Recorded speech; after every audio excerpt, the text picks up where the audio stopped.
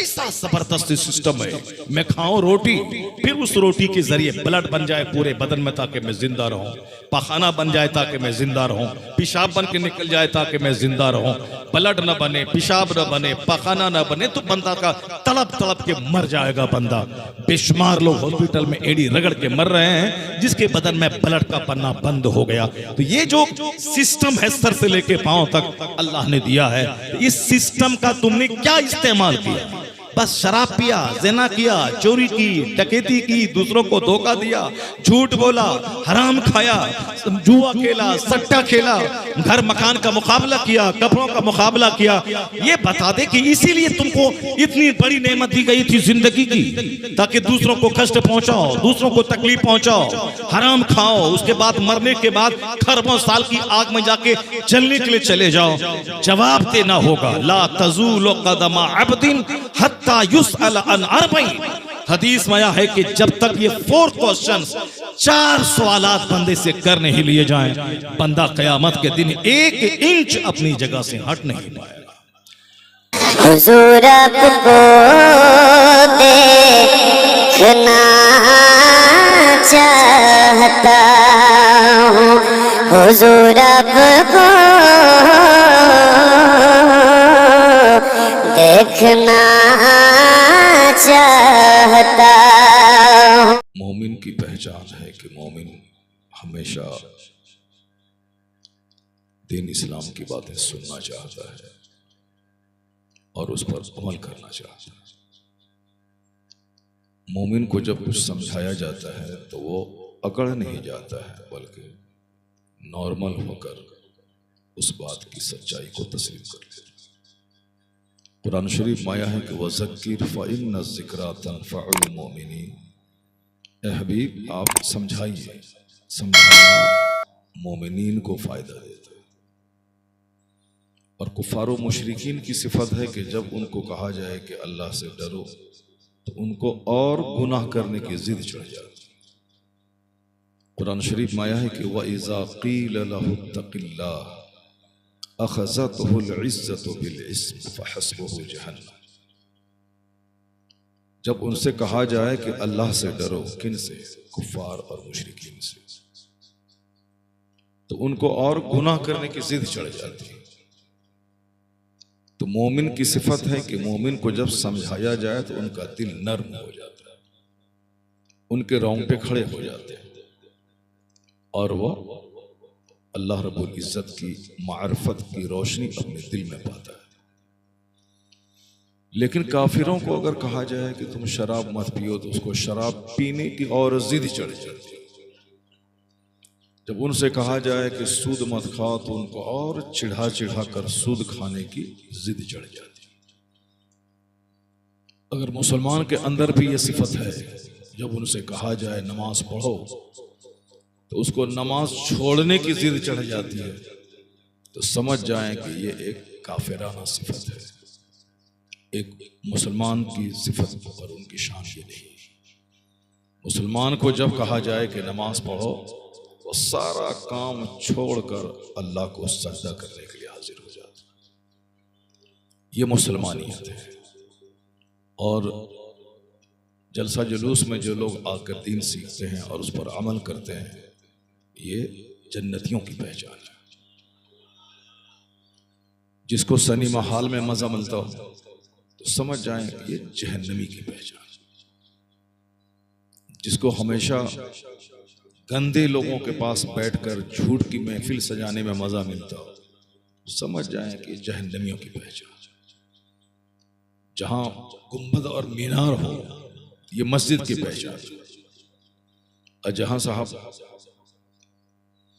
कुफ़ार व मुशरिकीन की इबादत गाहों का जो ट्रेडमार्क है, अगर वो हो तो आप समझ जाते हैं कि ये गुरुद्वारा है, ये टेम्पल है, ये मंदिर है, ये गिरजाघर है। तो सबकी पहचान अलग अलग होती है। जन्नतियों की पहचान होती है कि जन्नती बिल्कुल सॉफ्ट होता है। समाज में जिसको देखें कि बंदा नर्म है, हार्ड नहीं है, समझ जाएं कि जन्नती। जो सलाम में पहल करता है, समझ जाएं कि वो जन्नती। जो सलाम का इंतजार करता है कि सामने वाला बंदा करेगा तब हम जवाब देंगे, समझ जाएं कि ये मोमिन की सिफत नहीं है, इसका रास्ता अलग है। कुरान में आया है कि इन्नल्लाह ला युहिब्बुल मुतकब्बिरीन, अल्लाह ताला घमंडियों को पसंद नहीं करता है, और जो सलाम में पहल करता है वो घमंड से बरी होता है। अलबादियो बिस्सलाम बरीउम मिनल किब्र, सलाम में पहल करने वाला किब्र से बरी है, पाक है। और जो लोग धोखा खा जाते हैं, धोखा देते नहीं, समझ जाएं कि वो जन्नती है। और जो सिर्फ धोखा ही देना जानता है, समझ जाएं कि ये जहन्नमियों की पहचान। तो अब हर आदमी अपने जिगर में झांक के देखे कि उसके अंदर क्या क्या क्वालिटीज मौजूद है। बहुत ज्यादा बहस करने की जरूरत नहीं, लोग सिर्फ अपने अंदर गरीबान में झांक के देख लें, उसको पता चल जाएगा कि ये जन्नत के लिए पैदा हुआ है या जहन्नम के लिए पैदा हुआ है। और जो जिसके लिए पैदा हुआ है वह काम उसके लिए आसान हो जाता है। जन्नती कौन है वो सब लिखा जा चुका है, जहन्नम कौन जाएंगे सब लिखा जा चुका है। जब माँ के पेट में बच्चा ठहरता है, जब 4 महीने का हो जाता है, तो उसमें फरिश्तों को भेजा जाता है कि जाओ इस बच्चे की तकदीर लिख दो, लिखो कि कितना दिन तक जिंदा रहेगा। फरिश्ते उसको लिख देते हैं, 40 साल, 50 साल, 60 साल, 70 साल, 80 साल, सब फिक्स है, आपका हमारा सबका लिखा हुआ है। पैदा होने से पहले ही उसको फरिश्ते लिख देते हैं। इसको कितनी रोजी मिलेगी, 1 लाख, 2 लाख, 4 लाख, 10 लाख, 50 लाख, कितना महीना कमाएगा ये। शुरू में गरीब रहेगा, मिट्टी का घर रहेगा, बाद में 10 करोड़ का बंगला बना लेगा। या भी 1000 एकड़ जमीन जोतता है, कल फकीर हो जाएगा। मजदूर का बच्चा है, कल पूरे भारत का बादशाह हो जाएगा। कल चाय बेचता है, फुटपाथ पे रहता है, भारत का बादशाह बन जाएगा।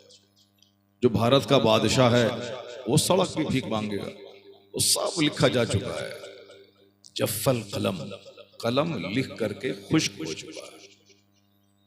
कलम जो तकदीर लिखता है वो सब लिख करके कलम फारिग हो गया है। अब कुछ भी नहीं बचा है जो कलम लिखेगा। जफ्फल कलम, कलम खुश्क हो चुका है। जैसा लिखा जा चुका है वैसा हो रहा है। तो अब पता कैसे चलेगा कि इस बंदे को मालदार लिखा गया या इस बंदे को गरीब लिखा गया, या अरबपति बनेगा या खाकपति बनेगा। तो उसके आसार और निशानियां भी होती हैं, उसकी पहचान होती है। जैसे जन्नती की पहचान, ये हमेशा सोचेगा कि अल्लाह ताला मुझको जन्नत के लिए पैदा किया है, जन्नत का काम करने के लिए। नमाज पढ़ेगा, रोजा रखेगा, हज करेगा, ज़कात देगा, बुराइयों से बचेगा। तो उसकी एक्टिविटीज से पता चलता है कि जन्नती है कि जहन्नमी।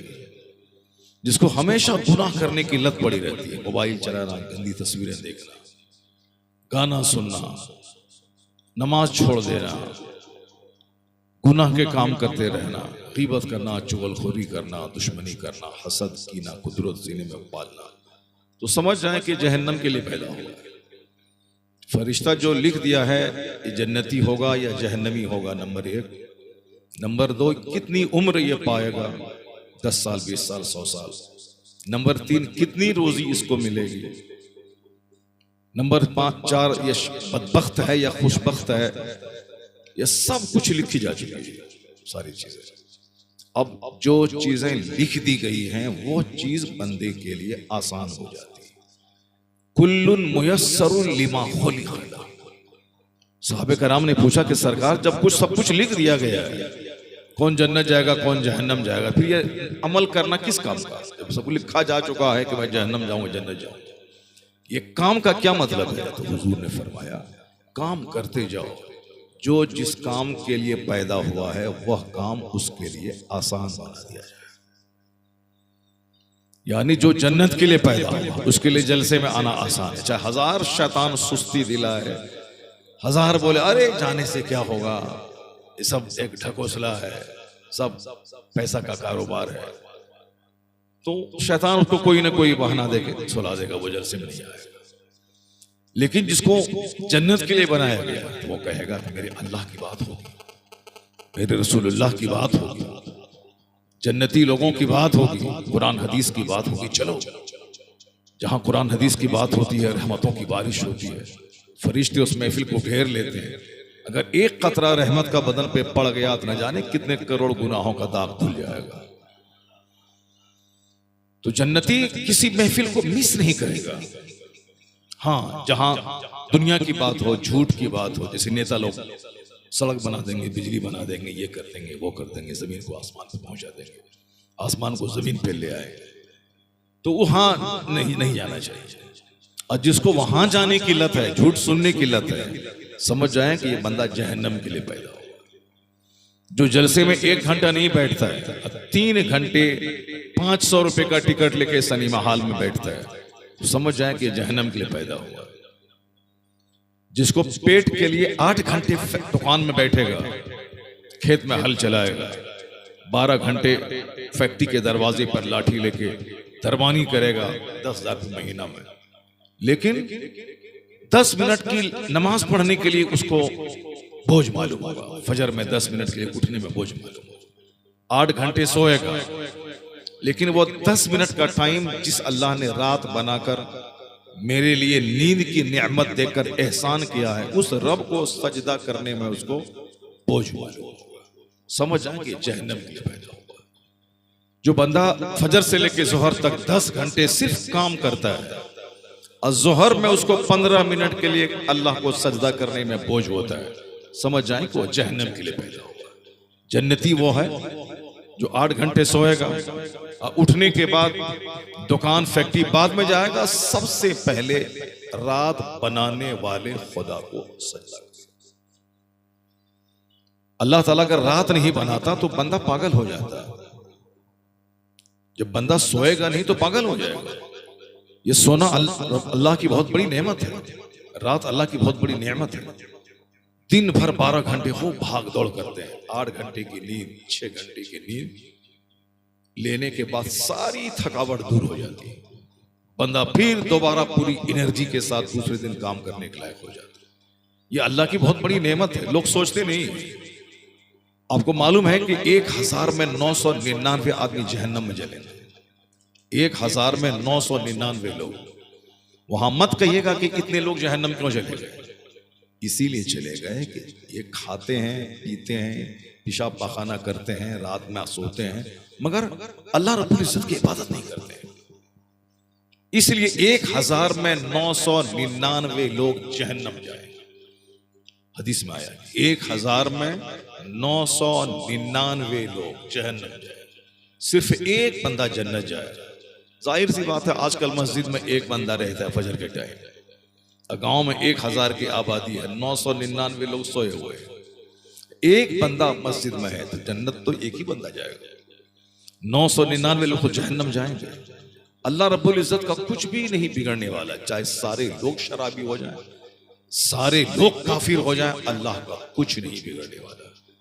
अल्लाह तबारक व तआला बंदों को छोड़ देता है, जैसे चाहना, जैसे जीना है जियो। सिर्फ 1 मिनट का जलजला कभी अल्लाह भेजता है। 10 साल, 20 साल, 25 साल, 50 साल के बाद। हमारे नजदीक 50 साल है, अल्लाह के नजदीक 5 सेकंड है। वो उस जलजले में सारे शहर को जमीन में दफन कर देता है। बुराई होती है, अल्लाह देखता है, लेकिन जब पकड़ता है तो बंदों की बुनियाद काट के रख देता है। जैसे नेपाल की राजधानी काठमांडू, लोगों ने ज़िना का अड्डा बना दिया था, मगर अल्लाह ने 10 साल, 20 साल, 25 साल की छूट दी। उसके बाद जब पकड़ा तो लोगों की लाशें सड़ गई, कोई उस लाश को मलबे से उठाने वाला नहीं था। थाईलैंड की राजधानी बैंकॉक, लोग वहां ज़िना करने जाते हैं। दुनिया में आजकल है ही क्या, शराब, ज़िना, इसके अलावा और अब दुनिया में क्या रखा है। गरीब रहना बेहतर है। वो गरीबी जिस गरीबी में नमाज हो, जिस गरीबी में आदमी खाने को तरसे मगर रोजा रखे, वो गरीबी उस मालदारी से करोड़ों गुना बेहतर है जो मालदारी बंदे को काफिर बना दे, जो मालदारी बंदे को बेनमाजी बना दे, जो मालदारी बंदों को जलील और बेइज्जत कर दे। गरीबी में कभी नहीं सुनने को मिलता था कि पूरे 5 कोस के अंदर में किसी मुसलमान की बेटी किसी के साथ भाग गई। दाने दाने को लोग तरसते थे, एक टाइम खाते थे। आज से 40 साल पहले जब मैं बचपन में था, पढ़ने का जमाना था, उस वक्त जहां मैं पढ़ाई करता था वहां जुम्मा जुम्मा सिर्फ चावल मिलता था खाने के लिए, जुम्मा जुम्मा। और उस जुम्मा जुम्मा को चावल मिलता था तो जैसे लगता था आज ईद का दिन है, और जाहिर सी बात है जुम्मा ईद का दिन है भी। और आजकल उसी गांव के गरीबों के घर में बासमती चावल के कई बोरे रहते, घर घर में बिरयानी बन रही। लोग मोबाइल में देख देख के औरतें बिरयानी बनाती। लंबा और बारीक चावल पहले लोग देखने के लिए तरसते थे, और आजकल हर दुकान में दस्तयाब है। पहले लोग एक कपड़ा धो करके ईद के दिन उसको सुखा करके प्रेस करके पहन के ईदगाह जाते थे, और आजकल 1 दर्जन कपड़े मौजूद हैं। पहले जमाने में एक राजदूत अगर किसी के पास होता था तो 10 गांव के लोग उसको देखने आते थे। हम लोग खुद बचपन में जब 5-6 साल की उम्र के थे, उस वक्त जो राजदूत चलता था, ग्लैमर, स्प्लेंडर प्लस, ये वो सब तो कुछ गाड़ी थी नहीं, राजदूत थी, मोटर से राजदूत। अब वो राजदूत अगर कोई खरीदता था तो लोग उसको देखने आते थे। और अभी साहब अमीर गरीब हर घर में 1-1 लाख, 2-2 लाख, 4-4 लाख की बुलेट दौड़ रही। मगर पहले सुनने को नहीं मिलता था कि फलां की बेटी किसी नौकर के साथ भाग गई, फलां की बेटी घर से बाहर निकली किसी काफिर के साथ भाग गई। सुनने को नहीं मिलता था। गरीबी थी, मुश्किल थी, मुश्किल हालात थे, खाने पीने को के लिए परेशानी थी, कपड़ा पहनने की तंगी थी, लेकिन इज्जत का ख्याल था, शर्म थी, हया थी, अल्लाह का डर था, समाज का डर था। मरने के बाद अल्लाह को मुंह दिखाना है, जन्नत जाना है, क़यामत के दिन हिसाब किताब देना है। पुलसिरात जो बाल से ज्यादा बारीक, तलवार से ज्यादा तेज, उस रास्ते पे चल के आगे जन्नत है। वो पुल जहन्नम के ऊपर में, सबको गुजर के आगे जन्नत में जाना है। ये डर था, तो आदमी को ये डर की वजह से जिना करने का मौका मिलता था मगर वो करता नहीं था, शराब पीने का मौका मिलता था मगर करता नहीं था, उसको साहब मस्तियां करने का मौका मिलता था मगर वो करता नहीं था, और औरतें करती नहीं थी। आज देख लीजिए हालात क्या है, खुशहाली, मालदारी, घर घर में बाइक, घर घर में चावल। किचन देख लीजिए, पहले किचन मिचन क्या है, चूल्हा का घर होता था, लकड़ी पे आदमी खाना बनाया और खा लिया। लकड़ी पे जब खाना बनता था तो 99 आदमी को गैस की बीमारी नहीं थी, एक आदमी कोई किसी को गैस्ट्रिक की बीमारी होती थी। और आजकल जब से गैस पर खाना बनना शुरू हुआ, 99 आदमी को गैस्ट्रिक की बीमारी हो गई।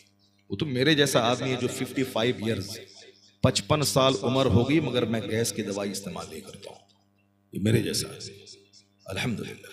वरना 10 साल का बच्चा एसी लॉक इस्तेमाल करता है, 15 साल का बच्चा गैस की दवाइयां इस्तेमाल करता है, खुद हमारी बीवी इस्तेमाल करती है। हमारे बच्चे तो नहीं करते हैं, अलबत्ता हमारी बहनें सब खाती हैं। हमको मालूम नहीं कि एसी लॉक क्या था, वो बोली कि एसी लॉक खाना क्या, कौन सी दवाई है, गैस की दवाई है, गैस की दवाई। और आज भी जब मैं घर में रहता हूँ, फजर की नमाज पढ़ने के बाद 5 किलोमीटर पैदल चलता हूँ, 5 किलोमीटर पैदल चलता हूँ आज भी। और उसके बाद अगर एयरपोर्ट पे रहता हूँ, फ्लाइट मगर 1 घंटा लेट है, तो वहां मैं चलता हूँ, चल करके अपना कुछ न कुछ पढ़ता रहता हूँ। और इसकी वजह से जो कोठी की तरफ पेट होना चाहिए वो पेट नहीं है, गैस की दवाई। इसके आगे और क्या हो सकता है? इस जमाने में जब गैस की दवाई कोई बंदा नहीं खाता हो, समझ लें कि वो किस कदर उसका लीवर टच होगा। तो जब गैस पर खाना नहीं बनता था, लकड़ी पे खाना बनता था, तो उस वक्त गैस की बीमारी नहीं थी। और जब से गैस पे खाना बनना शुरू हुआ, गैस चूल्हे पे, लकड़ी का दौर, कोयला का दौर खत्म हो गया, सब गैस्ट्रिक के मरीज हो गए। और फिर ये मर्ज खत्म नहीं होगा, ये मर्ज उस वक्त खत्म होगा कि ठीक है भले ही गैस के चूल्हे पे खाना बने, लेकिन इस कदर एक्टिव हो रहे कि फजर, जोहर, असर, मगरिब, इशा, 5 नमाज मर्द और औरत खूब इत्मीनान से पढ़े। ऐसा नहीं कि जल्दी से गए बस 2 चोंच मारा और चले गए, नहीं। जोहर में 12 रकात आराम से पढ़े, असर में 8 रकात आराम से पढ़े, मगरिब में 7 रकात आराम से पढ़े, इशा में 17 रकात आराम से पढ़े। फजर में 4 रकात पढ़ने के बाद आधा घंटा 1 घंटा कुरान पाक की तिलावत करे, दरूद शरीफ पढ़े, फिर चाहे खाना गैस चूल्हे पर बने, किसी पर बने, गैस्ट्रिक की बीमारी नहीं होगी। क्योंकि सबसे बड़ी वर्जिश है 5 वक्त नमाज पाबंदी से पढ़ना, सबसे बड़ी वर्जिश है। ये बात हम लोग तो कहते ही थे, मगर इस दुनिया का साइंसदान, इस दुनिया के बड़े बड़े स्कॉलर कहते हैं कि नमाज में जो एक्सरसाइज का तरीका, हम लोग इबादत कहते हैं, दूसरे पढ़े लिखे साइंसदान लोग उसको एक्सरसाइज के हिसाब से देखते हैं। खड़ा रहना, रुकू में जाना, फिर खड़ा होना, सजदे में जाना, फिर बैठ जाना, फिर सजदे में जाना, फिर खड़ा होना, और खड़े होने के बाद निगाह एक तरफ केंद्रित करना।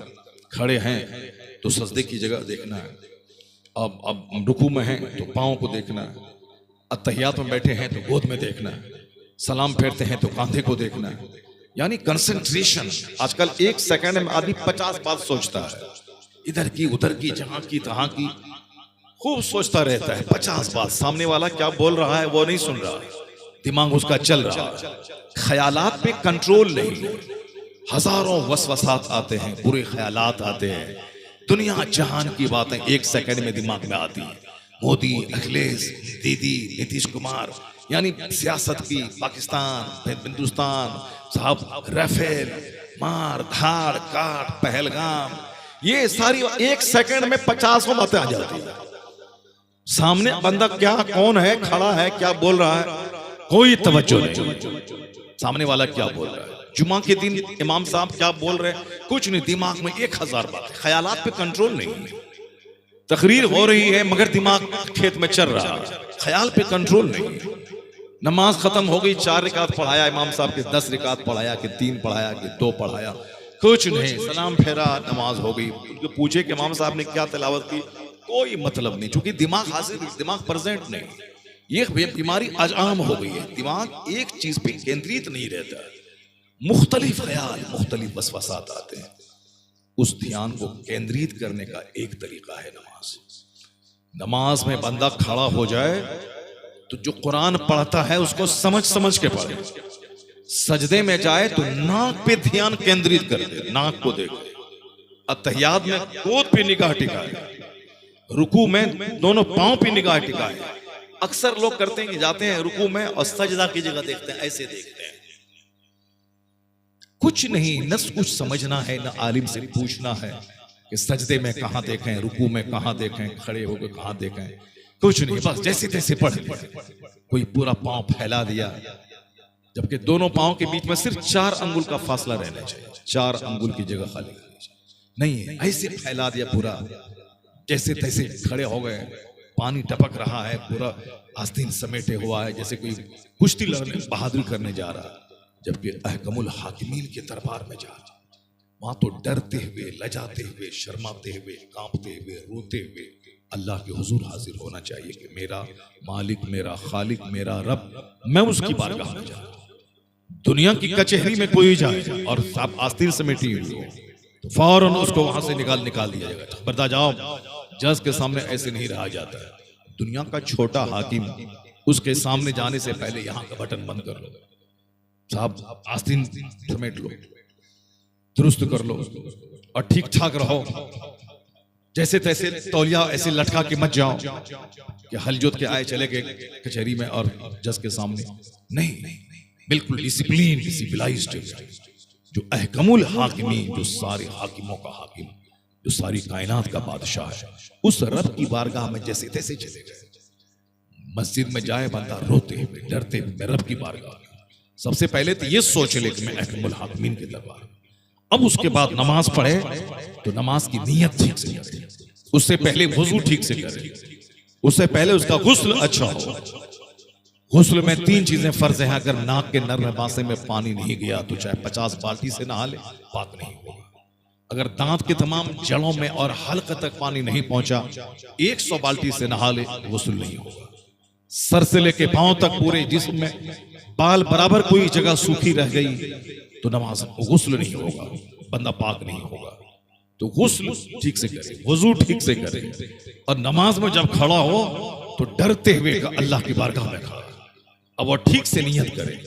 नियत करने के बाद जो नमाज के तरीके हैं, नमाज में जो चीजें शर्त हैं, जो चीजें नमाज में फर्ज है, जो चीजें नमाज का रुकन है, उन सारी चीजों की जानकारी रखते हुए नमाज पढ़े, नियत करे। जो पढ़ता है सना उस पर नजर रखे, उसका मीनिंग जान ले, अल्हम्द का मीनिंग जान ले। जो सूरत मिलाना है कम से कम नहीं पूरा कुरान तो कम से कम 10 सूरतों के मानी या 4 ही सूरत के मानी याद कर ले, और जब नमाज में पढ़े तो उसके मीनिंग पर नजर रहे। जबान पे क़िरात दुरुस्त हो। पेट पालने के लिए आदमी 10 साल तक बंदा काम सीखता है। ऐसे नल फिल, ऐसे नॉट वॉल्ट फिल करना है, ऐसे करना है, ऐसे करना है, ऐसे पंचर बनाना है, ऐसे हवा डालना है, ऐसे मशीन ठीक करना है। अगर उसमें थोड़ा सा भी उलट पुलट हुआ तो गाड़ी नहीं चलेगी। अब 10 साल तक काम सीखता है, फिर उसके बाद बंदा काम करता है, तब पैसा कमाता है। पैसा कमाता, खाता पीता है, फिर मौत आ गई, मर गए, कब्रिस्तान चला जाता है। तो पेट पालने के लिए इतना काम, इस कदर दिमाग लगाना पड़ता है। जहां खरबों साल जन्नत में रहना है, जहां अब महासंख्यों बरस, जहां मौत ही नहीं है। दुनिया में तो अरबपति बादशाह है, उसको भी मरना है, और जो बेचारा भीख मांगता है, फुटपाथ पे सोता है, उसको भी मरना है। मगर मरने के बाद की जो दुनिया है वहां तो मौत ही नहीं, वहां तो सदा या तो आग में जलना है, सदा या तो बाग में टहलना, या तो आराम है, जन्नत है, या तो जहन्नम है। और कोई कह ही नहीं सकता कि मैं जन्नत जाऊंगा ही, कोई नहीं कह सकता है। क्योंकि बंदा सारी जिंदगी नेक रहता है, मरने से पहले पहले जहन्नमी ऐसा काम करता है, जहन्नमी हो जाता है। सारी जिंदगी आदमी गलत काम करता है, मगर मरने से पहले तौबा करके नेक बन जाता है। तकदीर उस पर, जो तकदीर लिखी हुई है वो उस पर गालिब आती है, और बंदा जन्नती जैसा काम करके जन्नत चला जाता है। इन्नमल अमालो बिल खवातीन, अमाल का दारो मदार खात्मे पर है, यानी उसका अंत कैसा होता है उस पर है। इसलिए बंदा हमेशा नमाज रोजा करके डरता रहता है, रोता रहता है, या अल्लाह मेरी मौत ईमान की हालत में देना, बुरी हालत में मुझे मौत मत देना, बुरी मौत के फितने से बचा। मकान बना लिया 50 खरब रुपए का, पाखाना रूम में जाके मर गया, शराब पीते हुए मर गया, झूठ बोलते हुए मर गया, सूद खाते हुए मर गया, कलमा नहीं पढ़ के कुफ्र करते हुए मर गया। क्या वो अंजाम तो गलत हुआ, चला गया जहन्नम। मकान बनाने से क्या होगा? सारी जिंदगी किराए में रहा, अपना घर नहीं बनाया, लेकिन कलमा पढ़ते हुए मौत हो गई। तो अपना घर बनाता तो भी मरना था, किराए में रहना तो भी मरना था, लेकिन कलमा पढ़ के मरा, अब सदा के लिए खरबों साल की जन्नत में पहुंच गया।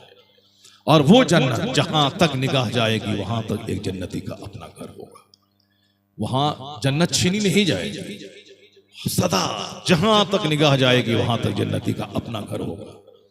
सोने चांदी की ईंट से बना हुआ मकान, हीरे जवाहरात की जमीन होगी, मुश्क और कस्तूरी पे गारे पे ईंट को जोड़ा गया होगा। वो बीवियां जन्नत में मिलेंगी जो थूक दे तो सातों समंदर का नमकीन पानी मीठा हो जाए। वो जन्नती बीवियां अगर झलक दिखला दे दुनिया वालों को, सारे लोग खूबसूरती को देखकर बेहोश हो जाए। वो अल्लाह ने नेमतें तैयार करके रखी, क्योंकि हम लोग जन्नत का चर्चा ही नहीं करते। कुरान शरीफ में जन्नत का चर्चा भरा होगा। जब जन्नत का चर्चा डेली घर में होगा तब ना बंदा जन्नत जाने की तड़प उसमें पैदा होगी, जन्नत जाने का शौक पैदा होगा। वो नमक रोटी खाए कि भूखा रहे, जन्नत पे नजर रहेगी, सारा गम हल्का हो जाएगा। एक बहुत बड़े बुजुर्ग गौसे आजम के रज़ियल्लाहु ताला अन्हु के सिलसिले के एक बड़े शेख थे। वह शेख अपने मुरीदों से कहते थे कि बेटा सिर्फ 2 बात याद रख लेना, 50-100 किताब पढ़ने की जरूरत नहीं, सिर्फ 2 बात याद रख लेना, और तुम इन्हीं दोनों बातों को याद रखने की वजह से तुम नेक बन जाओगे। ये 2 बातें तुम्हें गुनाहों से बचाएंगी, ये 2 बातें तुम्हें नेकियों का शौक दिलाएंगी। यही सिर्फ 2 बात याद रख लेना। वो 2 बातें क्या थी? एक बात ये थी कि बेटा हमेशा ये दिमाग में रखना कि जन्नत से बढ़कर नेमत कहीं नहीं है। और ये बात बिल्कुल सही है। दुनिया में चाहे आप गोवा में कमाइए कि दिल्ली में कमाइए कि अमेरिका में कमाइए, 50 करोड़ डेली कमाइए, मगर आदमी सोने की ईंट का घर नहीं बना पाएगा। हिंदुस्तान में सबसे बड़ा मालदार मुकेश अंबानी, खरबों महासंख्यों की दौलत है, सोने चांदी की ईंट का घर उसके पास भी नहीं है। पूरी दुनिया का मालदार बिल गेट्स, अमेज़न कंपनी का मालिक अमेरिका का, उसके पास भी सोने चांदी की ईंट का मकान नहीं। टाटा, बिरला, जिंदल, मित्तल, ये सब दुनिया की बड़ी बड़ी कंपनियां हैं जिसके पास हजारों लाखों वर्कर काम करते हैं, खरबों में खेलने वाली कंपनी। उसके ओनर के पास भी सोने चांदी की ईंट का मकान बना हुआ नहीं, लेकिन एक अदना दर्जे का जन्नती जिसको अल्लाह ने जन्नती बना दिया, वो सोने चांदी की ईंट से बना हुआ मकान, और छोटा मोटा मकान नहीं, 1 एकड़ 10 एकड़ में नहीं, जहां तक निगाह जाएगी वहां तक उस जन्नती का अपना घर होगा। सुभान अल्लाह। सुभान। नात सुनने में तो बहुत मजा आता है आपको, बहुत सुभान अल्लाह कहते हैं, बहुत रुपया देते हैं। जहां जन्नती की बातें हो रही, जिंदगी संवारने की बातें हो रही, जो सीने का जंग साफ करने की बातें हो रही, दुनिया का घमंड मिटाने की बातें हो रही, वहां ना बदन में हरकत होती, न ज़बान से सुभान अल्लाह निकलता है, और न ही कोई वज्द की कैफियत होती है। शैतान बहुत चालाक है। शैतान ने कसम खा लिया है कि हम ए अल्लाह तेरे बंदों को जहन्नम में डाल देंगे। शैतान कसम खा लिया। तो अल्लाह ने क्या कहा, जो तेरी बात मानेगा उसको तेरे साथ हम जहन्नम में डाल देंगे। जब शैतान ने अल्लाह से कहा कि हमको छूट दे दे ताकि वह तेरे बंदों को, हम तो काफिर हो ही गए, जहन्नमी हो ही गए, कम से कम इतनी छूट दे दे कि हम दूसरों को जहन्नमी बनाए। तो अल्लाह ने कहा कि ठीक है जाओ, तुमको मैंने छूट दे दिया। अब शैतान बोला हम तेरे बंदों को बहकाएंगे, उसको जहन्नम पहुंचा देंगे। तो अल्लाह ने कहा जो मेरा बंदा तेरी बात मानेगा उसको भी तेरे साथ जहन्नम में डाल दूंगा। तो शैतान तो 24 घंटे ही फिराक में है, इसी जुस्तजू में है कि कैसे आपको जहन्नम में डाल दें। सजदा छोड़वा के जहन्नम में डाल दें, या रियाकारी का सजदा करवा के जहन्नम में डाल दें, गाना सुनवा के जहन्नम में डाल दें, या गाने की लज्जत नात में ले करके जहन्नम में डाल दें। शैतान तो हमेशा चाहता है, हम तो सुनते हैं नात सुन रहे हैं, लेकिन नात वो जो नात आदमी को आशिक रसूल बना दे, नात वो जो बंदे को 5 वक्त का पक्का नमाजी बना दे, नात वो जो सुनने के बाद हुजूर की सुन्नतों पे चलने का जज्बा पैदा हो जाए। मोहब्बत का तकाजा होता है गुलामी करना, जिससे मोहब्बत है उसकी पसंद का ख्याल रखना। तो हुजूर से सच्ची मोहब्बत रखना ये ईमान की जान है। तो जो सच्ची मोहब्बत जब हुजूर से होगी तो वह दाढ़ी काफिरों की तरह नहीं रखेगा, हुजूर की तरह रखेगा। वह लिबास काफिरों की तरह नहीं पहनेगा, वो आका अलैहिस्सलाम की तरह लिबास पहनेगा। वो उठना बैठना, खाना पीना, चलना फिरना, बाथरूम जाना, वहां से निकलना, लेटना जागना, सारा काम हुजूर की सुन्नत के मुताबिक वो करेगा। क्योंकि मोहब्बत नकल चाहती है, मोहब्बत पैरवी चाहती है। मोहब्बत का तकाजा है कि जिससे मोहब्बत की जाएगी उसकी बात मानी जाएगी। एक तरफ नाफरमानी करे और दूसरी तरफ बोले कि हमको मोहब्बत है, ये झूठा दावा है। माँ से मोहब्बत है, मगर माँ को मारना भी है, माँ की जरूरत नहीं पूरी करना है, माँ को इलाज नहीं करवाना है, माँ को खर्चे के लिए पैसा नहीं देना है, माँ के पास बैठ के बात नहीं करना है, माँ को प्यार नहीं देना है, और ये कहना कि हमें माँ से बड़ी मोहब्बत है, ये झूठा है। उसी तरह हुजूर सल्लल्लाहु अलैहि वसल्लम से मोहब्बत का मतलब हुजूर की सुन्नतों पे अमल करना, हुजूर की बातों को मानना, हुजूर ने जिस जो काम करने कहा है वो करना, जिससे मना किया है उससे रुक जाना। आका अलैहिस्सलाम ने जो कपड़ा पहनने का है वो पहनना, और आका ने जिस कपड़े से मना किया उसको नहीं पहनना। क्या मतलब? मर्दों को मना किया गया है कि तुम लाल रंग का कपड़ा मत पहनना। और आजकल लाल रंग का कपड़ा पहनने के मर्द को एक साफ फैशन बन गया। मर्द लिबास पहने और निस्वानी लिबास ना पहने, औरत की तरह ना पहने, उस मर्द पे लानत है जो मर्द औरतों की तरह लिबास पहने, जो औरतों की तरह कपड़ा पहने और औरतों की तरह जूता पहने, औरतों की तरह बाल रखे। आजकल देखें मर्दों में लंबा बाल रखने और उस बाल को रबड़ से बांधने का एक नया ट्रेंड चला हुआ, उस पर लानत है। क्योंकि हुजूर ने कहा है उस मर्द पे, उस औरत पे जो मर्दों की तरह मुशाबहत रखें, या वो औरत जो मर्दों की तरह, या वो मर्द जो औरतों की तरह मुशाबहत रखें, उस पर अल्लाह के फरिश्तों की लानत है। और जिस पर अल्लाह की लानत हो कभी उसकी जिंदगी में बरकत और रहमत नहीं होगी।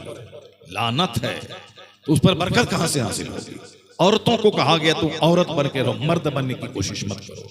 न मर्दाना जूता पहनो, न मर्दाना कपड़ा पहनो, बल्कि औरतों की तरह चप्पल पहनो। यहां देखें आजकल औरतें मर्दाना जूता इस्तेमाल कर रही हैं, इसीलिए ज़नाकारी बढ़ गई। औरतें चुस्त लिबास पहन रही हैं, इसीलिए ज़नाकारी बढ़ गई। औरतें कपड़ा पहनने के बाद भी ऐसा लगता है जैसे कपड़ा ही नहीं पहने, यानी जो बदन का कलर होता है, जैसे कोई औरत गोरी नारी है, बदन का रंग उसका जो है गोरा है, अब वो इसी तरह का, इसी कलर का वो कपड़ा पहनती है ताकि कपड़ा पहनने के बाद भी हम नंगी दिखें। जो बदन का कलर है इसी कलर का कपड़ा पहनती है, चुस्त कपड़ा, चुस्त पायजामा, जिसके पहनने के बाद अगर एक नजर पड़ जाए तो ऐसा लगता है जैसे कपड़ा ही बदन पे नहीं है। वो इस कलर का पसंद इसीलिए करती हैं ताकि कपड़ा पहनने के बाद भी हम लोगों की निगाहों में, मर्दों की निगाहों में नंगी दिखें, ताकि हमको वह बार बार देखे।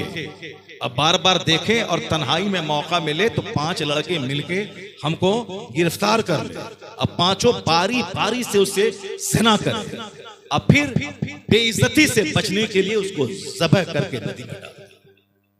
आज हिंदुस्तान का कौन सा अखबार है जिस अखबार में इस तरह की खबर न छपती हो, जबकि सबको मालूम है कि निर्भया के केस में 5 लोगों को फांसी की सजा होगी।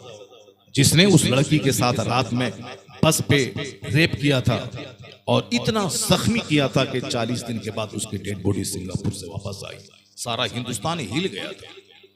उसके मुजरिम को 5 मुजरिम को फांसी की सजा दी गई, लेकिन उसके बाद भी रोजाना केस आ रहा है, हर अखबार में इस तरह के केस है। कोचिंग सेंटर में लड़की का किडनैप किया गया, उसको रास्ता तन्हा जा रही थी, अगवा कर लिया गया, अगवा करने के बाद उसको ले जाया गया, वहां 5 लड़कों ने बारी बारी से रेप किया और ज़ब्ह करके उसको फेंक दिया।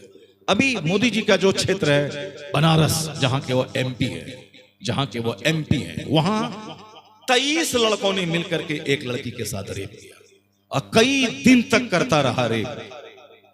अब ये बताएं कि वो केस सारा हिंदुस्तान जाना, क्या दिल पे लोगों के गुजरता होगा। रोजाना इस तरह के केस आ रहे हैं। इस तरह के केस में भले ही मर्दों की जिम्मेदारी है कि इसको निगाह नीची रखना है, इसको बाहया रहना है, इसको औरतों के पीछे नहीं जाना है, लेकिन इसमें ज्यादातर रोल बेपर्दगी का है, ज्यादातर रोल चुस्त लिबास का है, ज्यादातर रोल खा खा करके, मोटी हो करके, चुस्त लिबास पहन के सारा बदन दिखाने का है, ताकि लोग आगे भी देखें और पीछे भी देखें और पकड़ें और रेप करें और कत्ल करें। पूरी दुनिया में रेप बढ़ गया। कहते हैं कि औरतें सुरक्षित हैं, कहां सुरक्षित औरतें हैं? औरतें कहीं सुरक्षित रहेंगी? एक टेबल पर 18 साल का लड़का, 18 साल की लड़की, वो दोनों पढ़े और दोनों सुरक्षित कैसे रह जाए? कभी नहीं होगा। एक जनरल डब्बे में बंबई में मर्द औरत दोनों मिलकर सफर करें, इस कदर रश बंबई में लोकल ट्रेन, औरतों के लिए अगर स्पेशल डब्बा ना हो, औरत मर्द एक साथ रहें तो औरतों की आबरू का बचना मुश्किल है। यह कानून बनाया गया है कि औरतों के डब्बे में जो मर्द पकड़ा गया उसको अरेस्ट कर लिया जाएगा। क्यों साहब? जब मर्द औरत दोनों बराबर हैं तो उसके कमरे में, उसके डब्बे में अगर मर्द घुस गया तो इसमें क्या फर्क पड़ता है? जब आपने आजादी दे दी है, नहीं, ये आजादी नहीं बल्कि वहां क्राइम हो सकता है, इसीलिए आपको जेल में डाला जाएगा। तो इस्लाम ने जो पर्दे का कानून दिया है कि जवान होने के बाद दुपट्टा डाल लें, ढीला ढाला लिबास पहने, अपने घर में रहें, ज्यादा मारी मारी ना फिरें, इसीलिए दिया है ताकि दुनिया में ज़िनाकारी चोर दरवाजे से भी दाखिल ना हो, कहीं से भी ज़िना दाखिल ना हो। वक्त पे शादी दिला दे, शादी की उम्र है 18 साल तो 38 साल में शादी ना करवाएं, 48 साल में शादी ना करवाएं। साहब पढ़ाई के नाम पे, इंजीनियर डॉक्टर बनाने के नाम पे 48 साल में शादी हो रही है, और इधर चोर दरवाजे से क्लास फ्रेंड के साथ और साहब बॉयफ्रेंड के साथ कोचिंग सेंटर पे जाने क्या क्या गुल खिलाए जा रहे हैं। इस्लाम के कानून के खिलाफ चलने की वजह से दुनिया में शराब और ज़िनाकारी आम हो गई। एक तरीका है, कोई कोर्ट, कोई कचहरी, कोई पुलिस नहीं रोक पाएगी। एक रास्ता है कि अल्लाह का डर दिल में बिठा दिया जाए कि कोई देखे ना देखे, मेरा खुदा देख रहा है, तो फरिश्ते कांधे पे वो देख रहे हैं, जमीन सीसी कैमरा की तरह मेरी गतिविधि को नोट कर रही है। अगर ये इस्लाम का बुनियादी अकीदा मजबूत हो जाए तो कोई कचहरी कोर्ट ना भी रहे, 90% क्राइम का खात्मा हो जाएगा।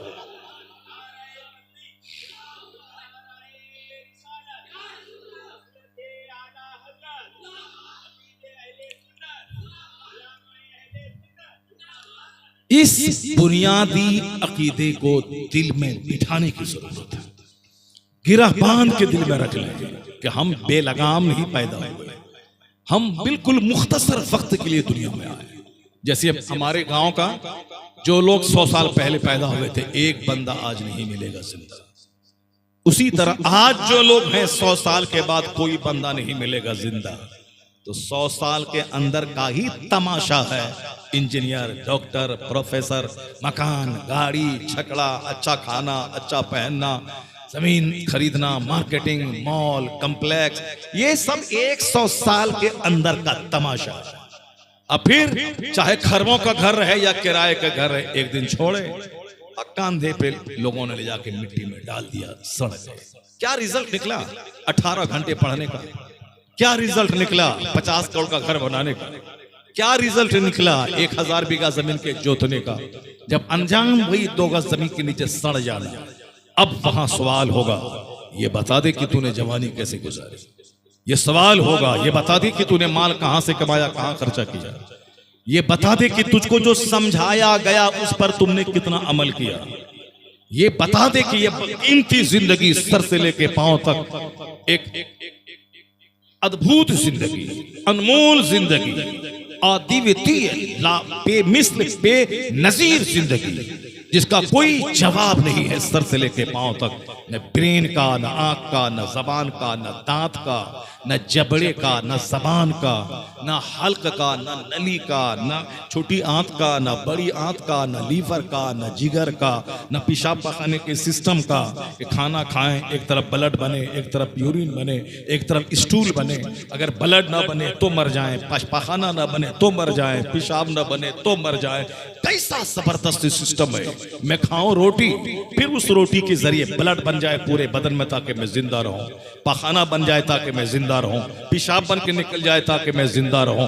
ब्लड न बने, पेशाब न बने, पखाना न बने तो बंदा का तड़प तड़प के मर जाएगा बंदा। बेशुमार लोग हॉस्पिटल में एड़ी रगड़ के मर रहे हैं जिसके बदन में ब्लड का बनना बंद हो गया। तो ये जो सिस्टम है सर से लेके पांव तक अल्लाह ने दिया है, इस सिस्टम का तुमने क्या इस्तेमाल किया? बस शराब पिया, ज़िना किया, चोरी की, डकैती की, दूसरों को धोखा दिया, झूठ बोला, हराम खाया, जुआ खेला, सट्टा खेला, घर मकान का मुकाबला किया, कपड़ों का मुकाबला किया। ये बता दे कि इसीलिए तुमको इतनी बड़ी नेमत दी गई थी जिंदगी की, ताकि दूसरों को कष्ट पहुंचाओ, दूसरों को तकलीफ पहुंचाओ, हराम खाओ, उसके बाद मरने के बाद खरबों साल की आग में जाके जलने के लिए चले जाओ। जवाब देना होगा। ला तज़ूलु क़दमा अब्दिन हत्ता युसअल अन अर्बईन। हदीस में आया है कि जब तक ये 4 क्वेश्चंस, 4 सवालात बंदे से कर नहीं लिए जाएं, बंदा क़यामत के दिन 1 इंच अपनी जगह से हट नहीं पाएगा। पहला सवाल होगा अन उमरिही फीमा अफना, अबाउट योर प्रेशियस लाइफ। ये कीमती जिंदगी के बारे में। ये जिंदगी किस काम के लिए है? बस नोचने, खसोटने, मालदार बनने, बाइक चलाने, मर जाने के लिए। शादी ब्याह करने, लड़की को घर में लाने, रेप करने, 2-4 बच्चा नाजायज पैदा करने, फिर मर जाने। इसीलिए जिंदगी बनी है। इसीलिए ताकि खूब झूठ बोलें, सूद खाएं, रिश्वत मार भाग दौड़ करें, पैसा कमाएं, 2-4 मकान बना लें, मॉल बना लें, उसके बाद मर के कब्र में सड़ने के लिए चले जाएं। इसीलिए जिंदगी है। ये जिंदगी इसलिए नहीं है। अल्लाह ने ये लाइफ सपोर्टिंग सिस्टम, हमारे जिंदा रहने के लिए आग जरूरी, हमारे जिंदा रहने के लिए पानी जरूरी, हमारे जिंदा रहने के लिए हवा जरूरी, हमारे जिंदा रहने के लिए मिट्टी जरूरी। ये जमीन हमारी लाइफ को सपोर्ट देती है तो मैं जिंदा रहता हूँ। ये हवा मेरी लाइफ को सपोर्ट करती है तो मैं जिंदा हूँ। ये आग मेरी जिंदगी को सपोर्ट करती है, मैं जिंदा हूँ। ये सारी नेमतें मेरे लिए अल्लाह ने बनाई। ये रात हमारे जिंदा रहने के लिए जरूरी, ये सूरज हमारे जिंदा रहने के लिए जरूरी, ये रात के सितारे चांद हमारे जिंदा रहने के लिए जरूरी, ये जानवरों का गोश्त, उसका चमड़ा हमारे जिंदा रहने के लिए जरूरी, ये जमीन के फसलें हमारे जिंदा रहने के लिए जरूरी, ये माँ की छाती का दूध ये हमारे जिंदा रहने के लिए जरूरी, ये भैंस और गाय का दूध ये हमारे जिंदा रहने के लिए जरूरी, ये सब्जियां, ये मछलियां, ये समंदर की मछलियां ये हमारे जिंदा रहने के लिए जरूरी, ये पानी ना खारा पानी ऊपर जाके वहां से बरकत वाला पानी बन के नीचे गिरना, फिर हैंड पाइप के जरिए उस मीठे पानी को निकाल के पीना, ये हमारे लाइफ को सपोर्ट करने के लिए जरूरी है। ये सारी चीजें लाइफ सपोर्टिंग सिस्टम है।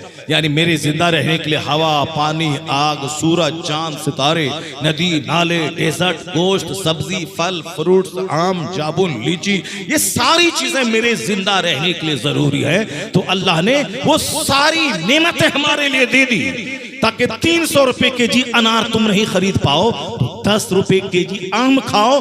जो फायदा अनार से ना होगा वो आम से हो जाएगा। 300 रुपए केजी सेब से जो फायदा ना हो वो 10 रुपए केजी आम खरीद ले, उससे फायदा पहुंचेगा।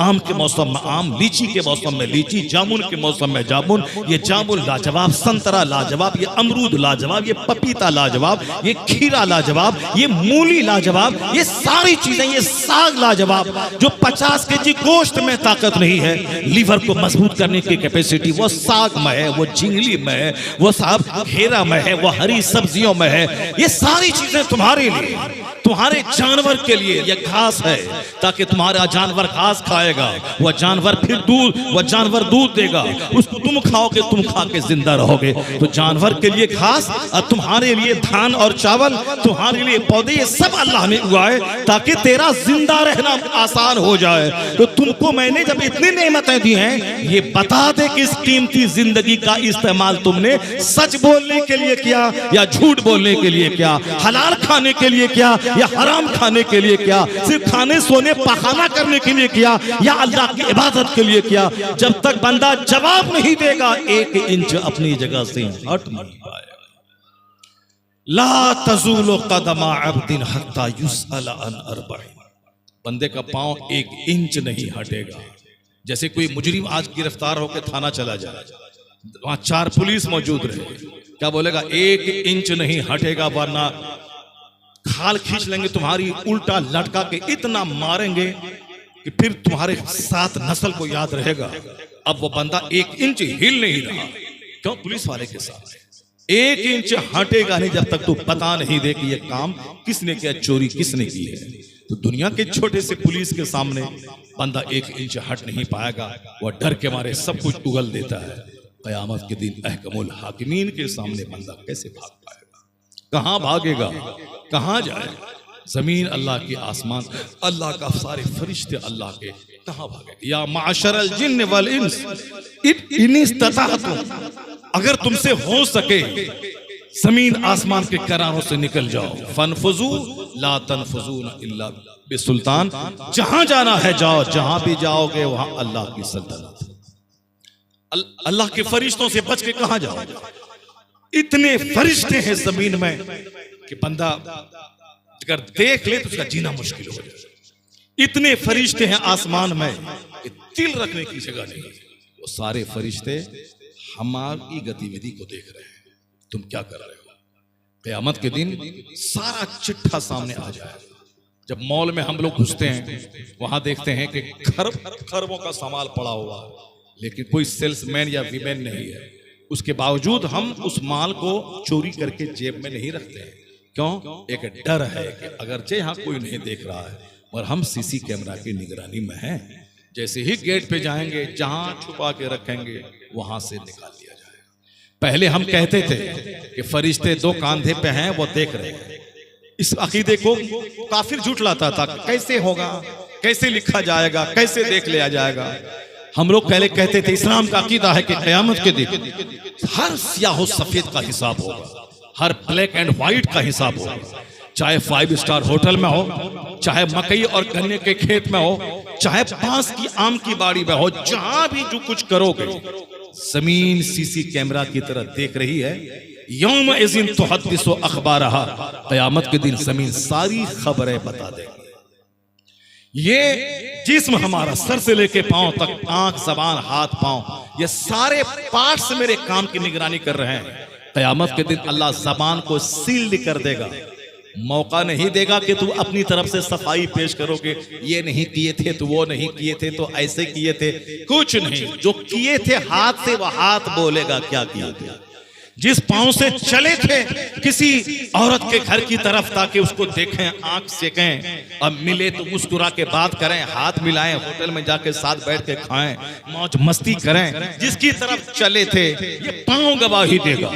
मौलाना से मिलने जाते तो कुरान सुनते, मौलाना से मुलाकात करने जाते तो नमाज रोजे हज व ज़कात की बात सुनते, अपनी माँ के पास जाते तो माँ का चेहरा 10 बार देखते तो 10 हज का सवाब मिल जाता, बाप के पास बैठते बाप का चेहरा देखते 50 बार देखते 50 मिनट में तो 50 हज का सवाब मिल जाता। मगर माँ के पास तो जाने का मन नहीं करता, बाप को तो देखने का मन नहीं करता। दुश्मनी बाप से है, दुश्मनी माँ से है, दुश्मनी अपने भाई अपनी बहन से है, और समाज की एक दूसरे घराने की दूर की भाभी उससे मिलने को जी चाह रहा। भाभी हो गई, अपनी भाभी से लड़ाई है, और समाज की दूसरी एक औरत है जिसका शौहर मर गया है, वो तो सारे गांव वाले की भाभी है, जो बेचारी बेवा है सारे गांव वाले की भाभी है। अब ये सब सारा गांव वाला उसके पास जाए और भाभी भाभी कह करके निगाहों को सेके, और जरा सा मौका मिल जाए तो फिर रेप करे, बुराई करे, ज़िना करे, क्योंकि उसका शौहर नहीं है, कोई रखवाला नहीं है। और क्या करेगा? अपनी माँ, अपनी बहन, अपनी भाई, अपने भाई से दुश्मनी और गैरों से दोस्ती है। वहां जाना, कोई देखे ना देखे, जान ले कि ये हाथ और पांव गवाही देंगे क़यामत के दिन। अल यौम नख्तिमु अला अफ़वाहिहिम व तुकल्लिमुना ऐदीहिम। ज़बान को अल्लाह सील्ड कर देगा, ये पांव गवाही देगा कहाँ चला, या हाथ गवाही देंगे क्या काम लिया गया, या पेट गवाही देगा इसमें कौन हराम कौन हलाल डाला गया, या आंख गवाही देगी इसको कहाँ इसका इस्तेमाल किया गया, या ब्रेन गवाही देगा इस ब्रेन में क्या क्या निगेटिव ख्यालात लाए गए। बस नाच सुना, कवाली सुनी और चले गए। ये बताओ कि ये सारी जिम्मेदारी कौन याद दिलाए? ये बता दे कि सर से लेके पांव तक 1 करोड़ गुनाहों के ढेर पे बैठे हो, इस गुनाहों की माफी का सामान कैसे होगा? ये बता दे कि अल्लाह ने इतनी खरबों नेमतें दी कि तेरा बाप दूसरों के घर में गाय चराता था और अल्लाह ने आज तुझको अपना घर दे दिया, तो तू इसीलिए दिया कि ताकि रात रात भर टेलीविजन देखो, रात रात भर मोबाइल चलाओ, और रात दूसरों की बहू बेटी के लेके तुम भागो और तेरी बीवी को लेके दूसरा भाग जाए। यही ड्रामा करने के लिए अल्लाह ने तुझको मालदार बनाया था, अल्लाह ने दौलतें दी थी। एक एक नेमत का सवाल क़यामत के दिन होगा। मोमिन वो है, पहले जब गरीब था अल्लाह ने आज खुशहाल बनाया, तो मोमिन वो होता है खुशहाली बढ़े तो इबादत बढ़ जाए, इबादत बढ़ जाए, ज़कात बढ़ जाए, खैरात बढ़ जाए और सदक़ात बढ़ जाए, यानी दौलत बढ़ती जाए, जन्नत का काम बढ़ता चला जाए। असल ये होना चाहिए। यहां है दौलत बढ़ती जाती है, जहन्नम का काम बढ़ता चला जाता है। लड़ाई झगड़ा, दंगा, मार पीट, दूसरों को हकीर समझना और दौलतों पे घमंड और गुरूर करना। कौन है पूरे गांव में जो हमसे अच्छा खाता हो, हमसे अच्छा घर हो, हमसे अच्छा टाइल्स, हमसे अच्छा मार्बल लगा हुआ हो? यही तो चल रहा है। दौलतें जहां आती हैं, एक तरफ तो पाप, ज़िना, शराब और साफ नाच गाना, और दूसरी तरफ घमंड और गुरूर। ये सारी बुराइयां तबाह करने के लिए काफी है। इतना जान ले कि जबान को अल्लाह सील्ड कर देगा, ये सारे पार्ट्स आपके विरोध में गवाही देंगे। इसलिए वो दिन तो आना ही है। मौत जैसे आना तय है, चाहे हम 1000 उछलें कूदें नाचें गाएं, मगर मौत तो आना है। मौत जब आना तय है तो मौत के बाद हिसाब किताब भी तय है, मौत के बाद जन्नत जहन्नम भी तय है, मौत के बाद पुलसिरात भी तय है, मौत के बाद नेकी और बदी का तौला जाना ये भी फिक्स है। जब मौत फिक्स है तो हिसाब किताब भी फिक्स है, जन्नत जहन्नम भी फिक्स है। तो बेवकूफ है वो जो इस दुनिया की जिंदगी को जहन्नम जाने के लिए इस्तेमाल करे। अक्लमंद है वो मुख्तसर सी जिंदगी को नेकियों में गुजार दे, ताकि दुनिया का 100 साल सुख मिले ना मिले, कम से कम जन्नत में अरबों खरबों महासंख्यों साल का सुख अल्लाह ताला अता फरमा। ज़ुय्यना लिल्लज़ीना कफ़रुल हयातुद दुनिया। कुरान शरीफ में आया है, the life of this world has been furnished decorated for disbeliever and they laugh at believer. यानी अल्लाह फरमाता है कि दुनिया की जिंदगी काफिरों के लिए अल्लाह ने सजा दिया। इसीलिए अल्लाह मुसलमानों के मुकाबले में मुशरिकीन को ज्यादा दौलतें दी। खूब शराब पिए, खूब ज़िना करे, खूब नाचे कूदे गाए। अपनी बीवी में तो अब मजा नहीं मिल रहा है, अब तो सबको दूसरों की बीवी में मजा मिल रहा है। बेंगलोर और बंबई जैसे शहर में, कोई शहर है वो रहने का शहर है, वो गांव देहात भी आज रहने का है। जो बुराइयां शहर में नहीं, उससे ज्यादा खतरनाक घटिया किस्म की बुराइयां गांव देहात में। गरीबों में जो, अमीरों में जो बुराइयां नहीं, वो बुराइयां गरीबों में आ रही। गरीब पे हज फर्ज नहीं था, वो तो जन्नत कूद के चला जाता।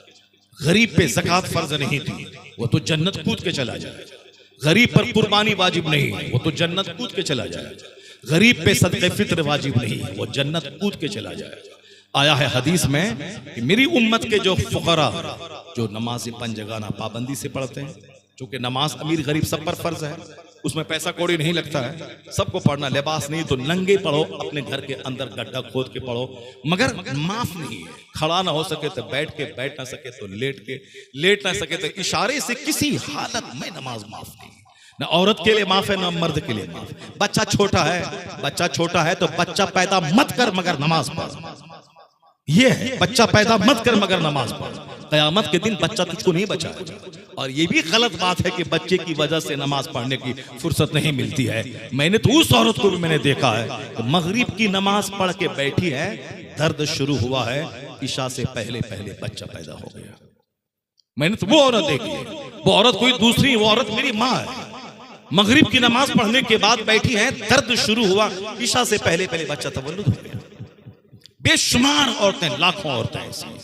साहब यहाँ सब पैसे का तमाशा है। 5 महीना पहले से हर महीने की टेस्टिंग चल रही है, और जो डेट दिया है डॉक्टर ने 25 जनवरी, तो 1 जनवरी से हॉस्पिटलाइज कर दिया ताकि डेली टेस्ट हो। और उसके बाद फिर क्या हो, डॉक्टर बोलेगा बच्चा मर जाएगा अगर सीजरिंग नहीं करवाओगे, या तो बच्चा मर जाएगी अगर सीजरिंग नहीं करवाओगे। तो फिर ये जब सीजरिंग ही करवाना है तो ये 9 महीने का टेस्टिंग का क्या मतलब हुआ? जब सीजरिंग ही करवाना है, ये 15 दिन से हॉस्पिटल में भर्ती करवाने का क्या मतलब है?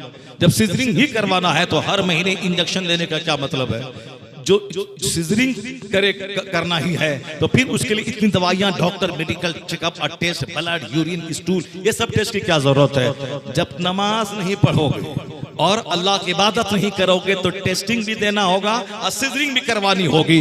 जो औरत पाबंदी से 5 वक्त नमाज पढ़ती है, तिलावत करती है, अपने बदन को हरकत में रखती है, अपने काम काज खुद करती है, अपने आप को गुनाहों से बचाती है, तो उसको बगैर टेस्टिंग के ही नॉर्मल डिलीवरी घर में हो जाती है। और जहां अल्लाह का डर नहीं, खाना है सिर्फ सोना है। शौहर बेचारा बंबई में रेडी चलाए कि मजदूरी करे, दूसरों से ऑर्डर लेने, मजदूर के जरिए काम करवाने, फिर पेमेंट लेने में जिल्लत रुसवाई झेलने, सेठ के सामने खड़े होकर जलील होने।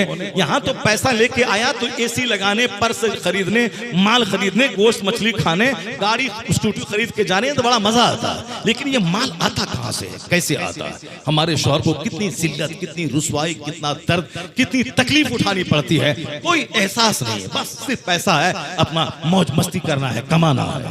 पैसा बढ़ जाए तो इबादत बढ़ा दे, तिलावत बढ़ा दे, जिक्र बढ़ा दे, रोजाना 1000 बार कलमा पढ़, 1000 बार दुरूद पढ़, तो तेरा बेटा शराबी, पापी, अल्लड़, माँ बाप की छाती पे बैठ के मारने वाला ही पैदा होगा। जब दुरूद और जिक्र तुम करोगे तो तेरा बेटा वली पैदा होगा, कुतुब पैदा होगा, अब्दाल पैदा होगा।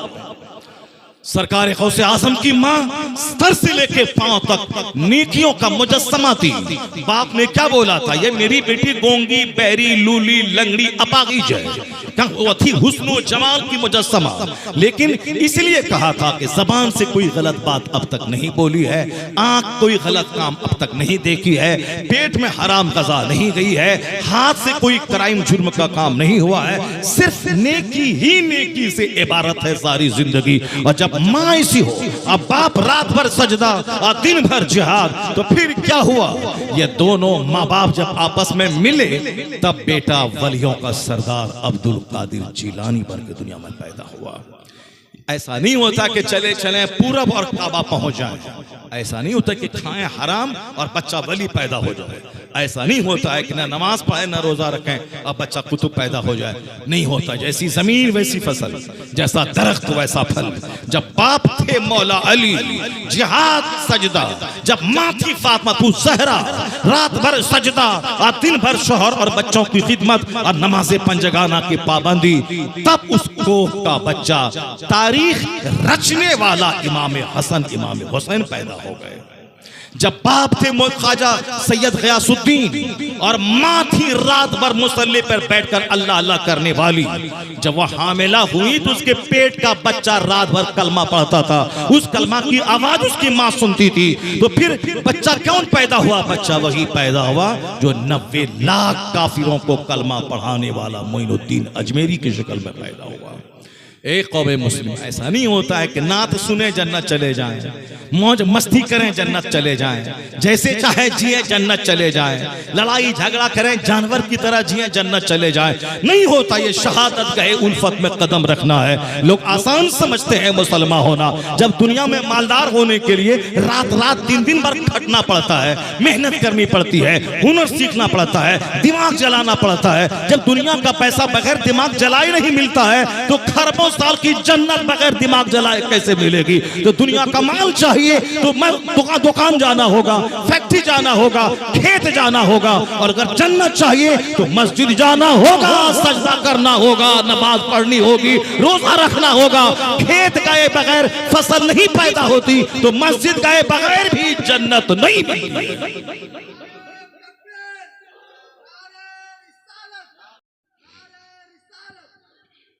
मेरी कौम, ये वो बातें हैं जो बातें अमृत हैं, ये वो बातें हैं जो इक्सिर हयात है, ये वो बातें हैं जो हमारे लिए गिरा बांध के रखने के काबिल है। यही बातें हैं, इसी को सुनने के लिए जुमा का खिताब, यही वो बातें, इसीलिए ईदैन का खुतबा, यही वो बातें जिस सुनने के लिए मजलिसों का एहतमाम है। 1-2 महीने तक मारे मारे फिर कर कीमती पैसा लगाकर चंदा करके ये जो मजलिसें सजाई जाती हैं, इंजॉय के लिए नहीं सजाई जाती, सिर्फ 2-4 घंटे नात सुन के मस्ती के लिए नहीं सजाई जाती है। ये महफिलें सजती हैं ताकि हम अपने मकसद हयात को जानें। ये महफिलें सजती हैं ताकि हमारे सीने में जो जंग है वो जंग छोड़ाया जाए। जब जंग हल्का हो तो हल्की बात से जंग छूट जाता है, लेकिन जब जंग गहरा हो तो जबरदस्त डिटर्जेंट चाहिए। जब मीठी दवाई से फायदा कम होता है, दवा जब कड़वी हो तो उसका फायदा ज्यादा होता है। सिर्फ हाँ हेलो करने से सुभान अल्लाह बोलो जन्नत चले जाओगे, पीर साहब के यहाँ जाओ जन्नत चले जाओगे, दरगाह पे चादर चढ़ाओ जन्नत चले जाओगे। अगर इतना ही आसान है तो डेली चादर चढ़ाइए, क्या लगा हुआ है? इतना ही आसान है तो डेली लोहमान सुलगाइए जन्नत चले जाइए, और डेली 10 रुपए का बताशा ला के फातिहा दिलाइए और जन्नत चले जाइए। सरकार गौसे आजम 40 बरस तक इशा के वजू से फजर की नमाज पढ़े, रात भर 1 मिनट के लिए सोए नहीं।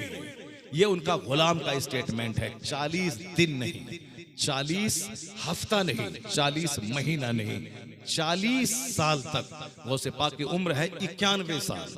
आप बचपन के बहुत सारे दिन इल्म हासिल करने में लगा दिए, आलिम हाफिज कारी मुफ्ती सब बनने के बाद 25 साल जंगलों में चले गए, वहां दरख्त के पत्तों को खाते थे, गिरी पड़ी सब्जियां खा लेते थे, भूख मिटा लेते थे, फिर इबादत करने में लगे रहते थे 25 साल तक।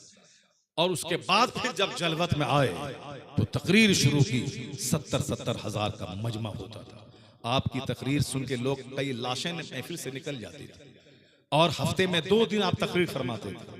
जब मस्जिद में जगह नहीं बचने लगी, ईदगाह पे आपके मेंबर को लगाया जाता था। 70 हजार का मजमा, 400 मौलाना दवात कलम लेके महफिल में बैठते थे, आपकी तकरीर को नोट करते थे। और जो अल्लाह के वली पहाड़ों और गुफाओं में होते थे 10, 20, 50, 100 किलोमीटर दूरी पे, वो वहां अपनी गुफाओं में गौसे पाक के शहर बगदाद की तरफ रुक करके बैठते थे। गौसे पाक की तकरीर वो 500 किलोमीटर दूरी से पहाड़ की चोटी से सुन लिया करते थे।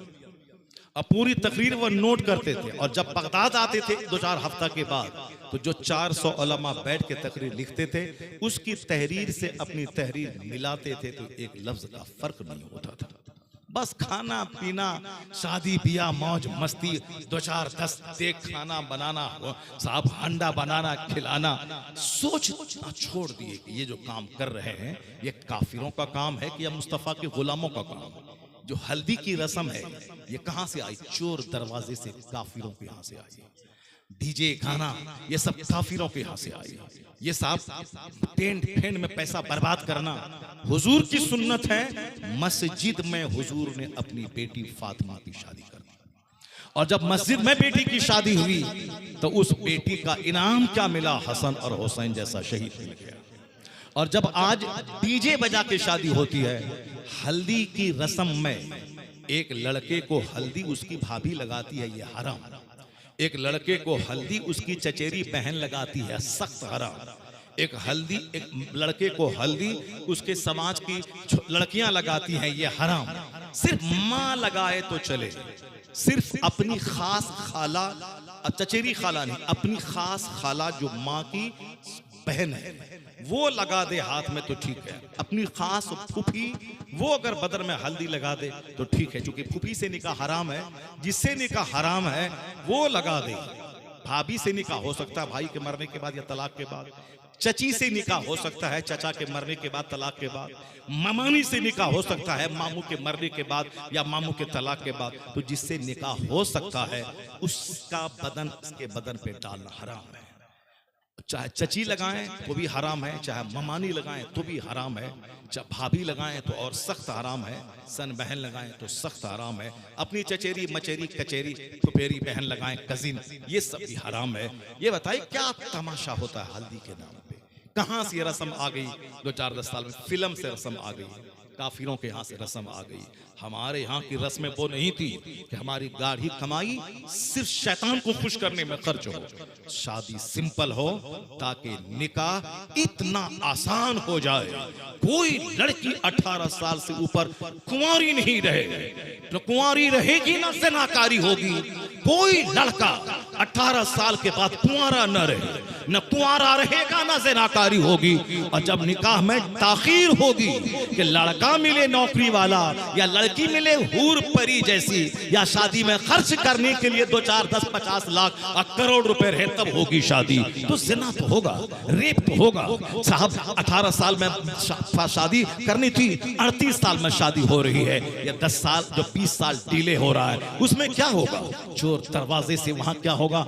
वहां माने हम अदियात खाई जाएगी, एबॉर्शन करवाया जाएगा, घर वालों को पता तक नहीं चलेगा, चोर दरवाजे से हमल गिराया जाएगा, दवाई खाई जाएगी, निरोध इस्तेमाल किया जाएगा, पोपटी का इस्तेमाल होगा, मेडिसिन खाई जाएगी, और ताकि मस्ती भी करें और फिर हमल भी ना ठहरे, ताकि समाज के लोगों को पता न चले इसकी बेटी ने ये जुर्म किया है। जब बार बार हमल गिराने की दवाई खाई जाएगी तो फिर क्या होगा? बच्चादानी का कैंसर होगा। जब कैंसर से पीड़ित हो जाएंगी तब उनकी शादी होगी, 50 लाख की धूमधाम वाली शादी। वह कार्ड छपेगा, वह धूमधाम से डेकोरेशन होगा, वह 10 दिन से शादी की तैयारी होगी, और सारे रिश्तेदार आके नाचेंगे गाएंगे और झूमेंगे। और उसके बाद पता चला जब वो खंखड़ बन के 38 साल की उम्र में शौहर के पास गई, पता चला कि इनको तो बच्चादानी का कैंसर है। ये बताएं, जब बच्चादानी का कैंसर हो तो कौन लड़का उसे कबूल करेगा? फिर तो सारी जिंदगी तबाही की नजर हो जाएगी, और फिर इसी तरह रोते बिलखते हुए सिसकते हुए और भी बर्दाश्त न हो तो जहर खा के मरते हुए। कौन कहा था अपनी जवानी का गलत इस्तेमाल करना?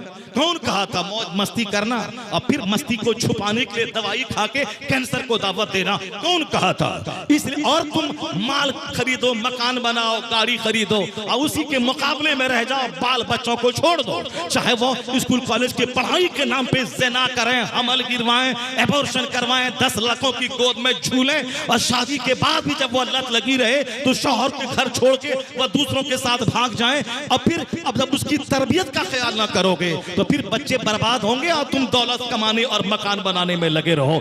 हुजूर ने कहा था 1400 साल पहले कि एक बाप अपनी औलाद को जितना तोहफा देता है, अच्छा अदब सिखाने से बेहतर कोई तोहफा नहीं। महानहला फालिदुन वलदहु मिन नुहलिल अफसल मिन अदबिन हसन। आका फरमाते एक बाप अपनी औलाद को जितना गिफ्ट देता है, अच्छा अदब डिसिप्लिन सिखाने से बेहतर कोई गिफ्ट नहीं। 50 अरब का मकान देने से बेहतर है कि बच्चे को नमाजी बना दें, उनके दिल में अल्लाह का डर डाल दें, उनको बता दें कि सारी जिंदगी दुनिया में जिंदा रहना नहीं, मरने के बाद अल्लाह को मुंह दिखाना है। ये सारी बातें बच्चे को बता दें तो ज्यादा आपको मेहनत करने की जरूरत नहीं पड़ेगी कि मरने के बाद 10-20 लाख रुपए बच्चा को छोड़ के मरे, 10 बेटा है 10 मकान दे के मरे, चाहे उसके लिए हमको जानवरों की तरह जीना पड़े। ये सब सोचना नहीं पड़ेगा, आप भी मुसीबत से बच जाएंगे। क्यों? कुरान में आया है ला तक़्तुलू औलादकुम खश्यता इमलाक, गरीबी के डर से बच्चों को कत्ल मत करो, हम तुम्हें भी रोजी देते हैं, तेरे बच्चों को भी रोजी देंगे। और यह तजर्बा बोलता है कि जो ज्यादा फिक्रमंद रहा रोजी के बारे में, अल्लाह उसको दाने दाने को तरसा और तड़पा देता है। और जो अल्लाह पर भरोसा करता है, वमन यतवक्कल अलल्लाह फहुव हस्बुह, जो अल्लाह पर भरोसा करता है अल्लाह उसके लिए काफी हो जाता है। आज जो मारे मारे जानवरों की तरह जिंदगी गुजर रही, चेहरा काला, 1 दर्जन बीमारी, पैसा कमाने के बाद भी हाथ सूखा, फकीर भूखा, जितना पैसा कमा लो कम पड़ जाता है। ये अल्लाह की तरफ से सजा है कि जो आखिरत और जन्नत की फिक्र छोड़ के सिर्फ माल कमाएगा, अल्लाह उसको कभी सुकून नहीं देगा। सुकून तो वहां है जो दिल की गहराई से अपने मालिक अल्लाह पर भरोसा करता है, अल्लाह ताला उसके लिए काफी हो जाता है। हजरत अनस को 100 बेटे थे, कभी चेहरे पे मलाल नहीं हुआ, खुश थे, मस्त रहते थे, इबादत करते रहते थे। क्यों? यकीन था कि जो अल्लाह 100 बेटा दिया है वही 100 बेटों को रोजी देने वाला है। गौसे पाक के पास 4 बेटियां थी, 49 औलाद, 49 औलाद, कभी एक सजदा नहीं छूटा। 40 बरस ईशा के वजह से फजर पड़े, चेहरे पे मलाल नहीं आया कि बच्चा खाएगा क्या। गौसे आजम को यकीन था कि जो अल्लाह 49 औलाद दिया है वही अल्लाह रोजी देने वाला भी है। बस ये अकीदा रखिए, मेहनत ऐसा नहीं कि कोड़ी बन के बैठे रह जाए, अल्लाह ताला देने वाला है। अल्लाह ताला कहता है जमीन में तुम फैलो, जमीन में फैल जाओ, तुम 1 दाना गेहूं का खेत में डालो, मैं 1000 दाना तुझको वापस कर दूंगा। मगर एक तुमको डालना होगा, मेहनत तुमको करनी होगी। जोहर से लेके फजर से लेके जोहर तक जब कोई नमाज फर्ज नहीं है तो क्या करोगे? सिर्फ खाओगे, पाखाना करोगे और बैठ के सो के टेलीविजन देखोगे? नहीं, फजर से लेके जोहर तक का 8 घंटे का टाइम मेहनत करो, खेत में, फैक्ट्री में, दुकान में। तुम्हारी मेहनत के मुताबिक में नहीं पैसा नहीं मिलेगा। फिर मेरी बात मान के जमीन पे फैलो, फिर कितनी रोजी तुमको देनी है वह मुझे मालूम है। अल्लाह कहता है मैं किसी को थोड़ी रोजी देता हूं और किसी को बेहिसाब रोजी अता कर देता हूं। अगर मेहनत से पैसा मिलता, जो 8 घंटे ईंट ढोया है वो सबसे ज्यादा पैसा कमाता, लेकिन 8 घंटे ईंट ढोने वाला 300 कमाता है और 1 घंटा कलम चलाने वाला 3 करोड़ रुपए कमा लेता है।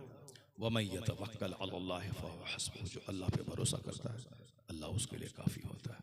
वो यकीन जमाना होगा, आखिरत को दिमाग में रखना होगा, सारा काम सुन्नत के मुताबिक, समाज वाला क्या बोलता है वो नहीं, अल्लाह क्या कहता है, रसूल क्या कहते हैं, उसके मुताबिक जिंदगी गुजारिए। यहाँ भी कम कमाई में बादशाहत की तरह जिंदगी गुजारिए।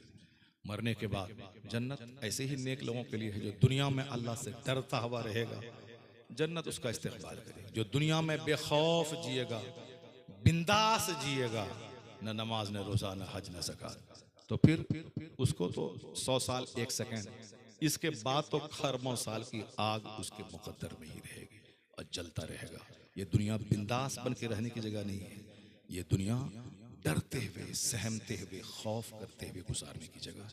जब एक जन्नती को जन्नत में डाला जाएगा, पूछा जाएगा जन्नत कैसे पहुंचे, वो बोलेगा इन्ना कुन्ना क़ब्लु फ़ी अहलिना मुशफ़िक़ीन, हम अपने अहलो अयाल में दुनिया में डरते रहते थे, जन्नत मिलेगी कि नहीं, जहन्नम से बच डरते रहते थे, अल्लाह के हुज़ूर दुआ करते रहते थे, गुनाहों से बचते रहते थे, रात में सजदे में रोते थे।